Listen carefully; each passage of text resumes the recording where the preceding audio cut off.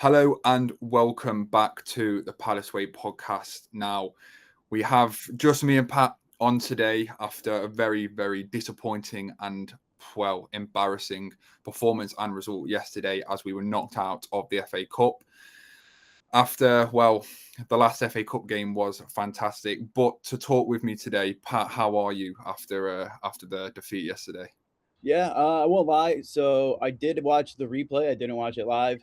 I thought it was a 3 p.m. local kickoff, and apparently our players did too, because one of the worst embarrassing losses in our history, maybe one of the biggest upsets in FA Cup history. I don't even think that's hyperbole. So yeah, a lot to unpack here.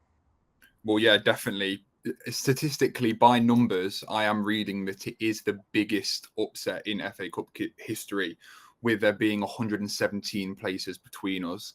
And I'm sure all listeners will be aware of the stat that's floating around at the minute. The last time that the FA Cup holders lost to a non-league side was 1909. And of course, it was Crystal Palace, which is just typical Crystal Palace, isn't it, really? But no, from my point of view, we just never looked up for it from the start. They came out. They wanted it more. I think from the first whistle, we looked out of ideas, and somehow we had no quality against. Some of these players aren't even professional.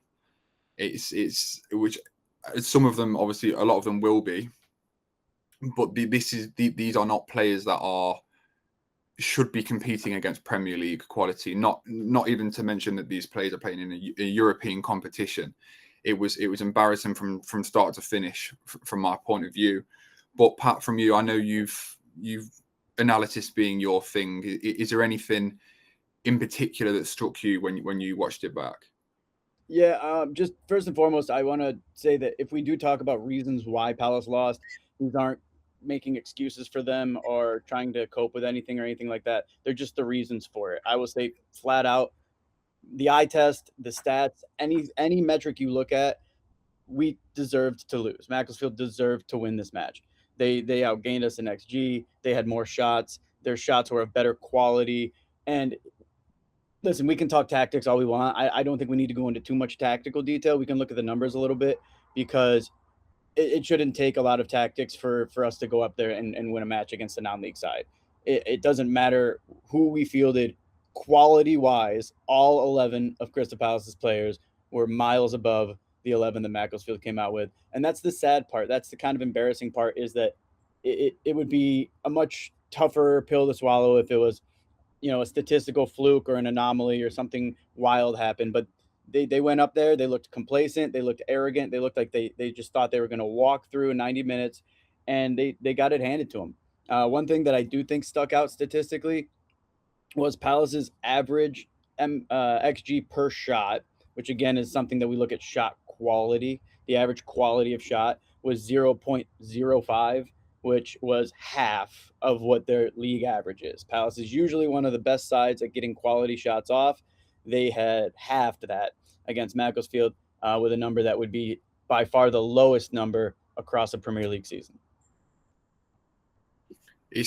In even when we talk about kind of getting shots off and chance creation, I can't think of a single point during that game where we looked dangerous, where we were making clear-cut chances. We weren't using, in my opinion, and I know I've seen this elsewhere as well on social media, I think it is hands down the worst performance from Adam Wharton and Mark Gay in a Crystal Palace shirt. And you said then, Pat, how we looked arrogant, and we clearly did turn up thinking that we were gonna walk it, and actually we were completely outplayed by a non-league side. It was really quite almost confusing at times when I'm sat there watching it, and I didn't really, even when we went down into the halftime break 1-0 down, I still wasn't really worried, because I thought there might have been, I know it's not very Glasner, but I thought he could potentially make some changes here. Even then, you look at the bench and you're thinking there isn't really anyone there, because as we've said, that team that started should have been good enough. Any team, any player that is part of our senior squad, and you could almost say stretch it to our academy as well, should be able to go onto that pitch and put in a better performance than what we did show. And he made the changes, and it's not even like the second half was any better than the first half. You know, Rodney came off at the break. I don't really think he played that bad. It was a shame that we didn't really see too much of Joel Drake-Thomas. He didn't really seem to get a look in either. Didn't really seem to receive the ball too much. It was just poor from start to finish. And once again, we're here talking about set pieces. You know, anyone who put a bet on for Palace to concede to a set piece is getting to a point now where it's guaranteed money. You know, the bookie shouldn't even be allowing people to put a bet on Palace to concede a set piece goal. So, Pat, if you want to talk through the first goal that we managed to concede. Yeah, and before I get into that first goal, one other statistical thing that I think really makes a lot of sense is Palace had almost 80% possession in this match. It's or 72, 74, 75, depending on what account or what company you're using for your stats. They had more passes in their own half than in the opposition half. For having that much possession, that just shows you how complacent they were with their passing. Everything was sideways, everything was backwards, and nothing was really direct and aggressive. It's unacceptable to have that much possession and have more of it in your own half than have it in the opposition half. Now, for that first goal, it was again the story of our season. We've allowed more than 50% of our goals via set piece, and this was just another one where it looked off for whatever reason. Now, there's a lot of reasons you can look into this. Is it mental strain or mental fatigue where these players are just getting switched off? We talked about this last time, and I think there's a lot there. Is it training? You know, they haven't gone many training sessions because there's been so many matches, and maybe there isn't the ability to fix that. Now, granted, these are professional football players, and I don't think they need much training to go over how to defend a set piece. The concerning thing too is that you see a lot of the time it seems to happen on that scramble after the first ball in that second phase where guys aren't clearing the ball out, guys aren't closing down or being quick enough to that second ball. It seems like there's a little bit of a structure in the opening for the most of the time, but the communication, the reaction time, all of these things that happen in the second phase of those set pieces seems to be our struggles too. And I'm just quickly trying to get it up because I do want to give him a mention. And before we started recording, I wanted to make sure that I wasn't. I don't want to be disrespectful to Macclesfield in any way.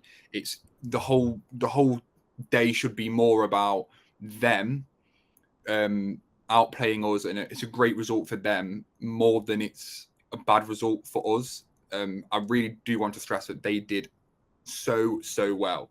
But you know, we're a Palace podcast, and we're gonna dissect Paul Dawson, who man of the match, and rightly so. He was pretty incredible, really.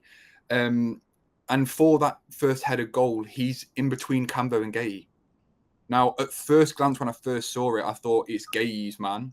How on earth is he letting that happen? But then at second glance, I'm thinking, well, no, actually, it's Cambo's man. But either way, he is between two of our centre halves. How is that allowed to happen? Yeah, and I'm watching the replay of it again just to see what you're saying, and it's 100% correct. It seems like just lack of communication. You know, any sport level. I coach my school. I coach soccer, American football, basketball. We always talk about if communication is key. If you don't communicate, you're not going to perform well. You're not going to win many matches.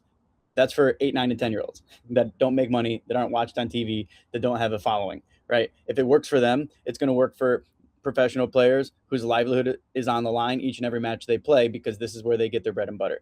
And for us to not be communicating, which again, I can't fully sit here and say that it's a lack of communication because I'm not on the pitch with these guys. But as you just said, for somebody to slip right between two starting Premier League or, you know, in the big rotation of the Premier League players, for them to not allow someone to be marked in between them, to me, that screams a lack of communication. This has been going on for so long that I'm getting quite worried that I'm not sure that we have a set piece coach.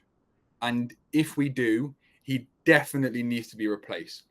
100%. it seems to be quite a modern thing in football now, that teams do have like a set piece coach. I remember when Arteta, when the first kind of talk was coming around about Arteta having a set piece coach, and Arsenal really started to score a lot of goals, and the crowd would really get behind them, because Arsenal getting a corner was almost like them getting a penalty with how they were going at one point. I've seen ex-players talking about when they were playing, set piece coaches didn't exist, and it was all done by the manager. Now, I can't really seem to see anything on Palace having a set piece coach. So is this a Glasner issue, or is this a case of our set piece coach is genuinely just terrible? I think anything ultimately comes down to the manager. It's always going to be on Glasner in the long run. He is the manager. He is the one that is involved with the quality control of this entire club. And yeah, of course, he's going to probably delegate to somebody who handles that, because as the manager, he has, a lot of hats that he's wearing and a lot of things that he has to be in charge of. But the buck stops with him. He needs to be the one to figure this out, and he needs to be the one that says, hey, if we're doing this type of zonal marking, we need to switch. If we're man marking, we need to switch. If we're not working quickly and reacting. One thing that I think is a tactical thing that Glasner can do is, if you look at, we've conceded a lot of quality chances, some of the highest quality chances off set pieces, that we can help with tactics and defending. But one thing is, we've also conceded the most shots from set pieces. So we're allowing the most dead ball situations. We need to stop doing that. If we're not good at something, we need to stop getting into those situations. Crystal Palace is first in the Premier League in clearances. So we're first in kicking the ball out of play and living to fight another day. And we saw versus Leeds that even if we kick the ball out of play sideways on the side, you can still get vulnerable to a set piece via a long throw in. So we need to stop clearing the ball. We have to have more confidence defensively in winning the ball back, or at least getting it up the pitch, so we can live to fight another day, and not simply kicking it out of play and conceding set pieces, because we're not good at defending them. And we just have to accept that, and we have to get ourselves in situations where we can limit the amount of set pieces that we are conceding per match. And then we can work on limiting the quality of shots that we're conceding from them. And that makes sense. And I find that really interesting when you say about how we are, so far this season, we've been really good at clearing the ball. Well, it did not seem that way for the second goal, did it? That was it. It was genuinely like a comedy sketch. It was that defending. I've seen better defending at Sunday League down the local park than whatever that was. How they couldn't. The attempted clearances, the ricocheting off each other's backs and body. It was awful. It was hurting my eyes to watch it, and to think that not only are these just professional players, these are Premier League players. Like I said at the start, these are players that most of, especially in the second half, it was basically our starting 11. If you take away Benitez, Ferdinand, and Lacroix, I'll go into Borna Sosa a little bit later on. But it was, I couldn't understand how we managed to concede the chance so the ball can come in, and also I can't even sit here and say that it's a great finish from the player that scored. For me, yes, he's the accuracy of the shot is nice. It's gone into the corner, but Benitez has to do better. I'm not too clued up on kind of goalkeeping, like positioning and things like that. But it looked like he was wrong-footed. But the ball was moving so slowly. I am really struggling to see how he didn't make the save. Yeah, it's especially when you're considering the competition, the quality of the competition. And again, no disrespect to Macclesfield, but they are who they are. And when Benitez has a performance that he has against Arsenal, one of the best teams in the world, where he was back there standing on his head, making save after save, and then seems to be struggling against a non-league side. It goes again to show you where the mentality of this club is, and they just weren't prepared. That second goal, Glasner, I think he referred to it as slapstick, was the term he used, and I couldn't agree more. I'll be honest with you. There's 2 times since I've been really following Palace that I've been ashamed.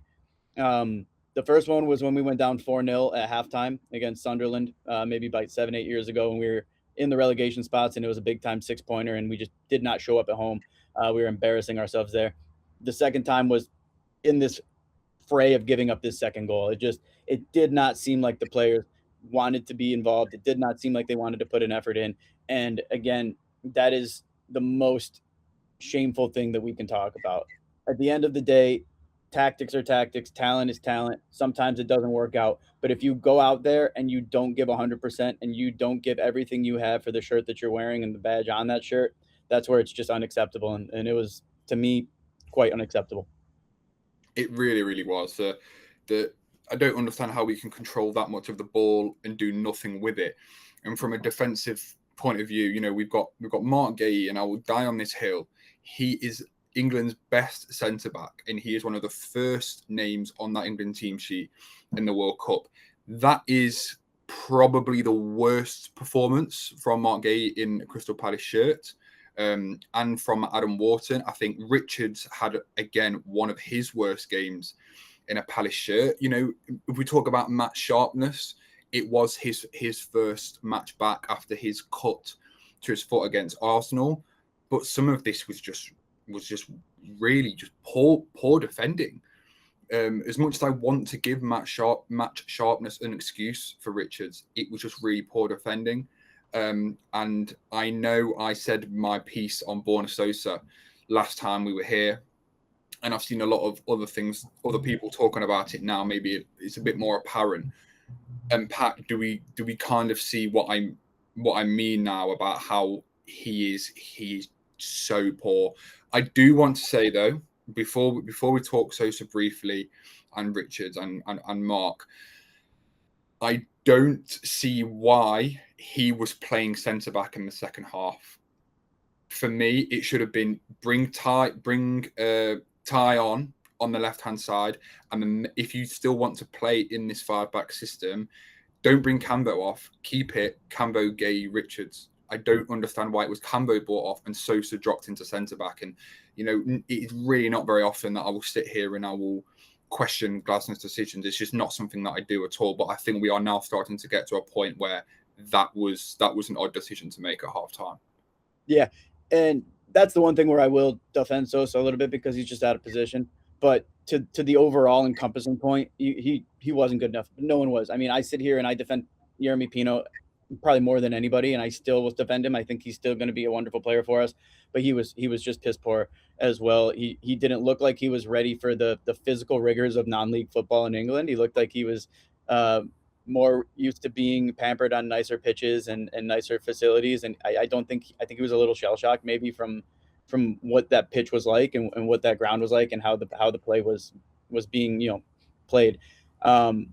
Sosa, yeah, I don't know if Glasner was thinking to kind of do an overlapping left center back thing where they would maybe press another man up. But at that point, if that's what your plan is, then just switch to a back four and put him at left back. There's no point in having him be this hybrid thing because he's not used to playing in a back three. He can't defend in a back three. If you weren't confident in his ability on that left-hand side to be the primary driver forward, then yeah, move it to a back four and put a left midfielder in front of him and make a 4-4-2 or a 4-2-3-1.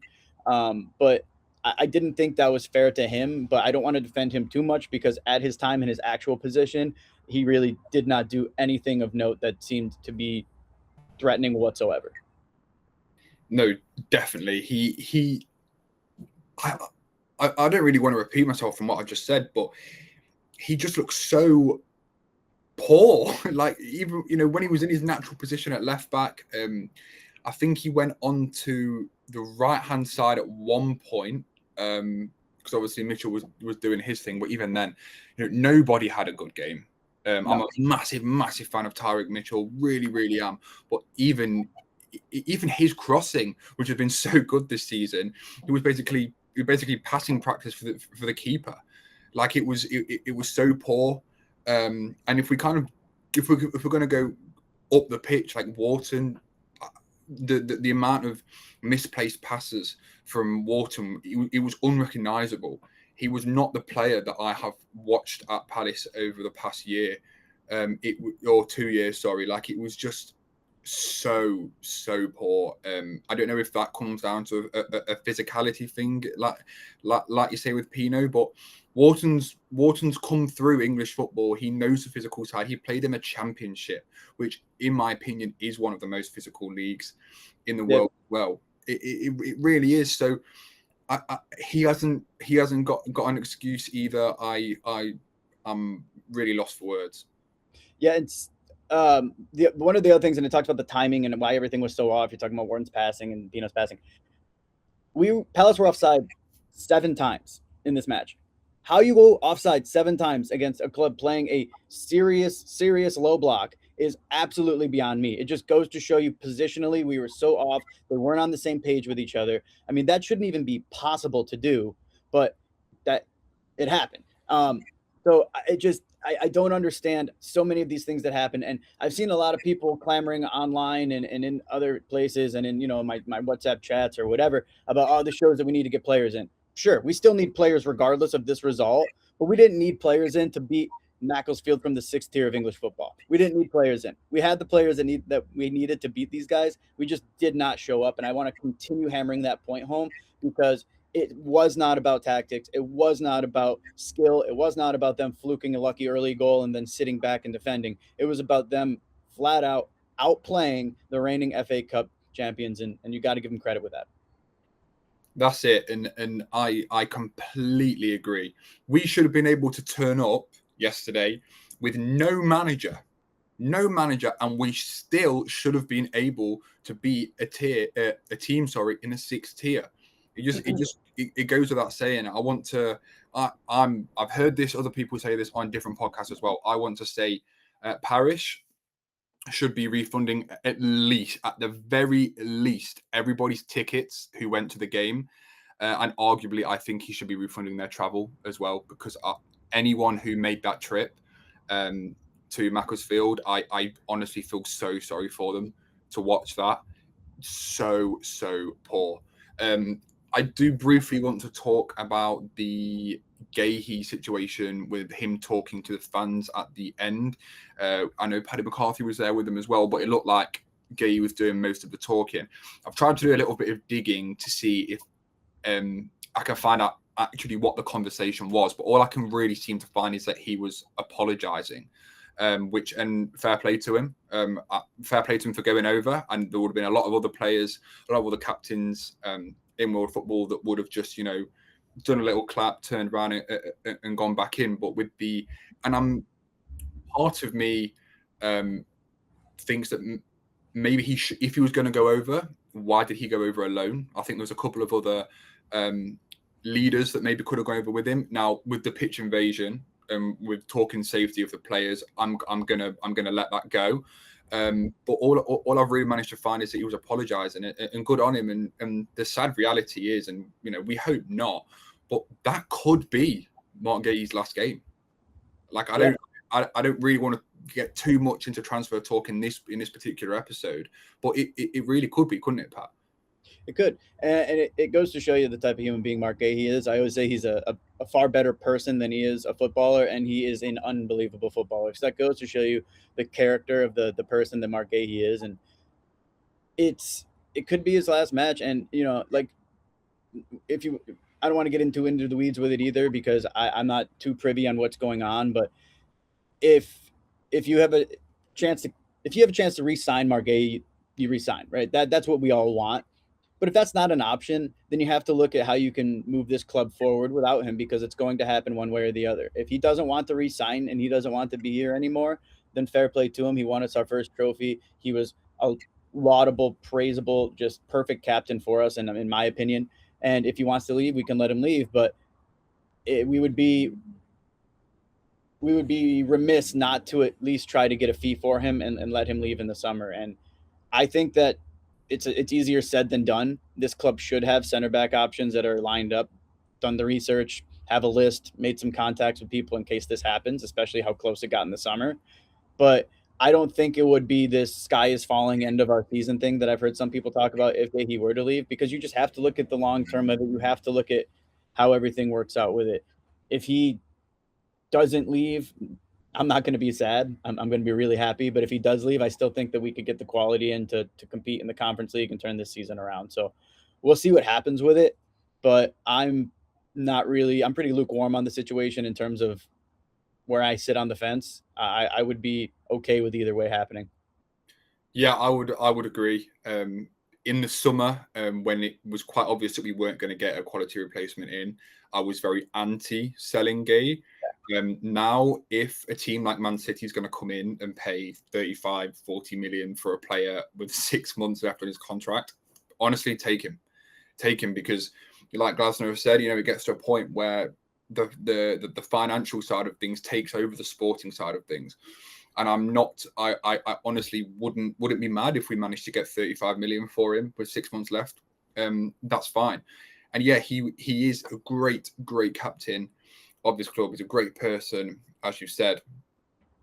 So if he does go, that's fine. It would just be a real shame if that was his last performance in a Palace shirt. Now, I just want to talk about something quickly. And I said earlier on in the pod how I never really badmouth Glasner at all. I am someone who I don't like to be kind of like an armchair pundit, if you will, and say, oh, well, a manager should do this, a manager should do that, because I'm not so arrogant and almost ignorant as well to think that I know more. But I do think it is important that we do call out certain things. And what there seems to be a recurring pattern of here is when we have to take the game to somebody else, it's becoming a huge issue, even to the point where we're getting outplayed by a non-league side and we can have 70% of the ball and do absolutely fuck all with it. So, Pat, what I want to know is from your point of view, from a tactical point of view, why is Glasner not being able to outperform these kind of easy games, if you will, like it's happened in the Conference League, happened with Larnaca. We can't seem to break down a low block at all. Yeah, and there's some things tactically that you can work on, and there's some things individually that can work on. I mean, the individual thing is that we're still missing some players that seem to be able to beat their man 1v1, and that's obviously very important when you're going against a low block because, let's face it, if you have a player that can beat somebody 1v1, it doesn't matter if it's a low block, a high press, a mid block. Having a player that can beat somebody 1v1 makes you a better football club, full stop. So, yes, that would definitely help. But yeah, tactically, I think he just sometimes tries to play safe and keep control. And maybe that's not something he's saying directly to the players, but it's something that they're doing because they don't feel comfortable pushing forward. Case in point, Yeremy Pino, never been the most successful at dribbles and take-ons. He's been around 50th percentile when he was in La Liga, but he did attempt a lot. He did attempt a lot of dribbles. He did attempt a lot of 1v1 take-ons. We're not seeing that out of him this season. I don't know if that's tactical. I don't know if that's him getting used to this league or not feeling confident yet to do so. But he has it in his locker. He doesn't have it to the ability of Eze, let's say, but he does have it in his locker. And the other thing too, I think from a tactic standpoint, we can still attack the far post. I would love to see that wingback to wingback ball that we saw against KUPS from Finland when Tyreek Mitchell had that great cross over the top onto Justin Devaney, who was playing in right wingback. That wingback to wingback ball is something that breaks down low blocks quite a bit from this 3-4-3 or 3-4-2-1 or 5-2-3, whatever you want to call this formation that we play. When Gianpiero Gasparini was at Atalanta, now at Roma, that was something that he really hung his hat on, was attacking a low block via the wingbacks. So I think that's something that we need to start to look at and how to break things down. But yeah, I really refute the notion that you can't break down a low block without having some good, excellent 1v1 players, because there's definitely some tactical things you can do. You can overload one side. You can drop a player between the lines. If I drop a player between the lines and I play a ball in, he can either turn if the defensive line doesn't step to him and he's in space, or if the defensive line steps up, now we have some space where we can play the ball in behind, which Palace is obviously so good at doing. So I really hit back on that idea that, oh, we just don't have a player that can beat anybody 1v1. So what? Use some tactics and get the ball in and play and find a way to make some chances and threaten. I can tell you right now that the answer to solving this is not having more passes in your own half than in the opposition half when you have 75% possession. Exactly. You bang on it. It's now getting to a point now where it's just a little bit worrying. Like we head to Sunderland away at next weekend. It is. And, they have seriously made the Stadium of Light a very difficult place to go. I think the Stadium of Light is a difficult place to go anyway, like before this season. I think it's a terrific stadium with an amazing atmosphere, proper fans, proper football club. And we go to the Stadium of Light at probably the worst time in our season. This fixture really would have played into our hands better if it was in kind of like the first 10 or so games of the season where we looked like a real force. And now we're at a point where we are basically giving away goals on set pieces. I do worry for the team heading up to Stadium of Light. I really do. But I understand that you had a point to make about Sunderland and also their set pieces. Yeah, I do. And I thought Palace were probably a little unlucky not to get the full 3 points in the reverse fixture when we played at Selhurst earlier in the season. They, in that match, showed what they've shown the entire season, is that they're riding a red-hot goalkeeper. Rice is just very, very good. He's first in the Premier League in post-shot expected goal differential, which means he's saving more shots on average than he should out of any other goalkeeper in the Premier League. And they really hang their hat on that. Now, yeah, the Stadium of Light, I mean, you got to give credit to fans when you can get 40,000 people into a stadium for a League One match. I mean, that just says everything you need to hear about how these Sunderland supporters are. They're super passionate. They love this club no matter where they are, and I highly respect that. This is a weird matchup because Sunderland is very bad at what Palace are good at, and Sunderland is very good at what Palace are bad at. In open play, Sunderland has generated the least amount of XG in the Premier League, and quite frankly, it's not even close to the team that's created the second least amount. They've also generated chances on average of the worst quality in open play, around 0.07 MPXG, which is generationally bad, honestly. If that continued over the course of the season, it would be one of the worst average shot qualities in Premier League history. 33%, 1/3 of their goals this season come from set pieces. Now, if you look at Crystal Palace, the way they defend, open play defending, Crystal Palace are near elite. And I don't use that word lightly. I mean that seriously.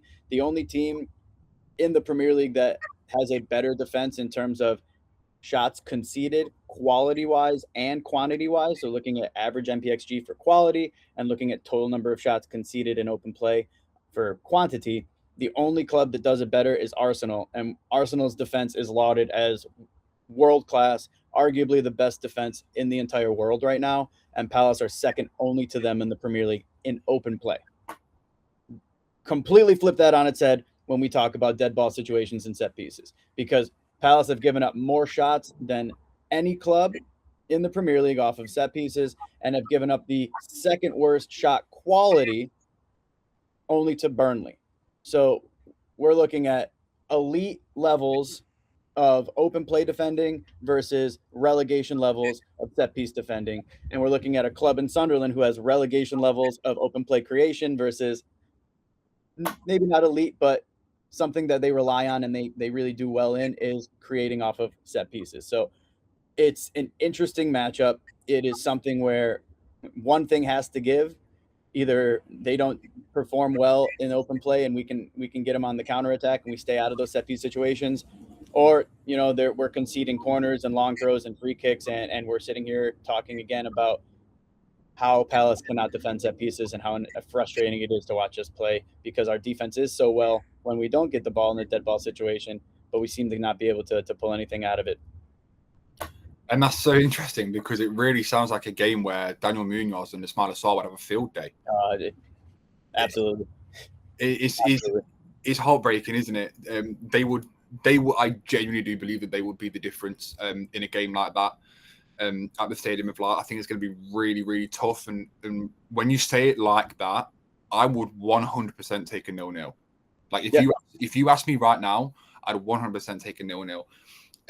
If we can come away from Stadium of Light with a point, I'd be over the moon.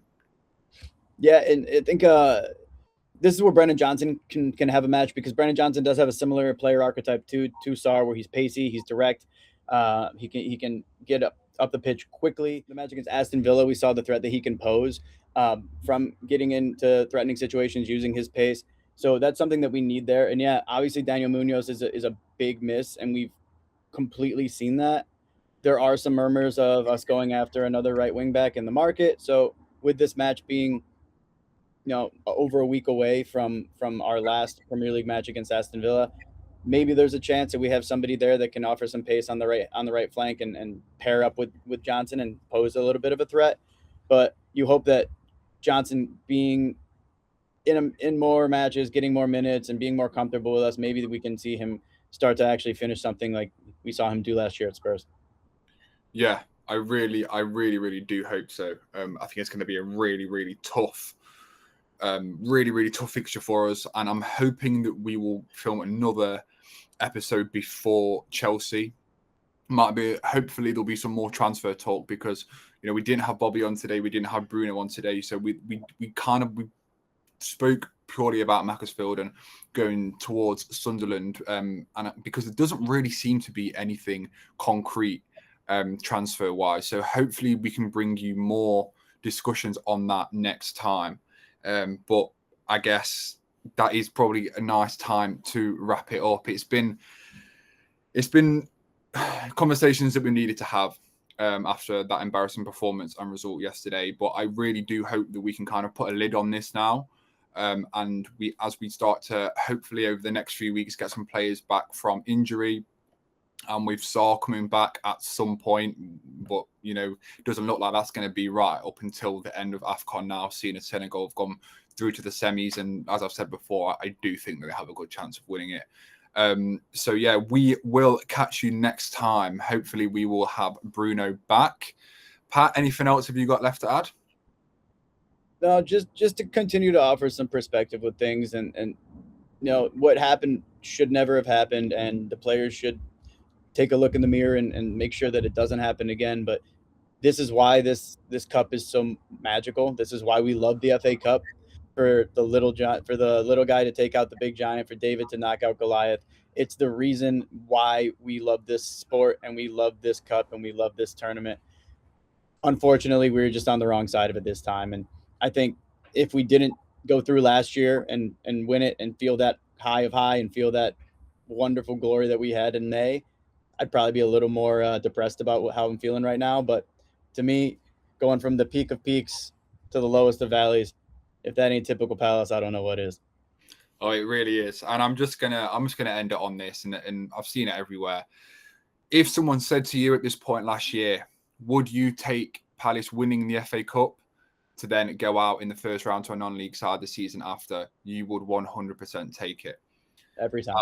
I know that Bruno will kill me if I don't plug the merch. So the link to the Palace Way merch will be in the description. Make sure to follow me on TikTok and Pat, wherever you seem to be at the minute. Pat, I know you've been on Twitter and on X at the minute, and everywhere else you have. The links will be in the description.